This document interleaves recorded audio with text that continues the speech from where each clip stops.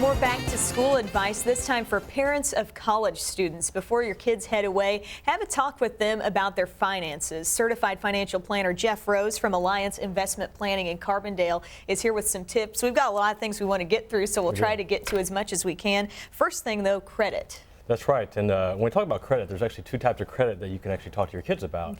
Okay. The first actionable idea that you can do is actually requesting your kids' credit report before they head off to school. It just gives them a sense to really take a look at what their credit score is, maybe to see, there might not be a lot of history there yet, but at least they can kind of have an understanding of how the credit reporting system works. And to see if there are any delinquencies or anything that needs improvement on that credit report. Yeah, at that point you really might not be aware of what you've got going on there, and credit cards too. Though. Right, so once you kind of request that credit report, see how it works, then you kind of understand, okay, how does the credit cards affect that credit score. One of the little exercises that I think a lot of people could do with credit cards is just to show them, by charging $500 on that credit card, how long would it take to make that to pay that off, making the minimum payment. Okay. Now, what's also helpful nowadays is that with the new credit card act that came into play, is that it actually shows on that statement, if they make just that $15 a month payment, how long it will take. I think kids will be surprised that if they charge, $500 their first semester of their freshman year, they're going to still pay on that thing until after they graduate.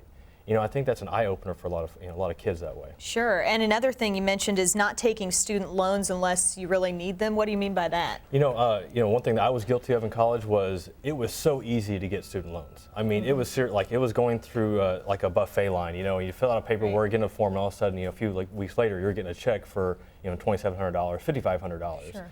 And it's so easy to do that. The rules may have changed, but I'm almost sure that you can still apply for that.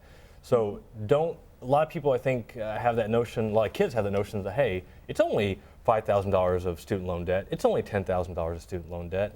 And I don't think they realize that once they do graduate that, one, you got to start making that payment, and how much that payment can be and how long you'll be paying on it. Yeah, it kind of be a smack in the face after you get ready to actually have to start paying it. Right. And spending, just simply spending money while you're in college is something to think about. Just to keep track, I mean, if you haven't kind of given those good spending tips, to your kids as you've been raised, then now's the time.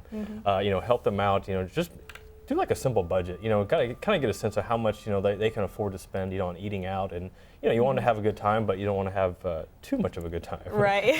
And sometimes you're moving to a new school. It may mean switching banks. So what do we need to think about there? You need to whenever if they're going away to school, banks, you want to know like what kind of fees, overdraft fee, overdraft protection.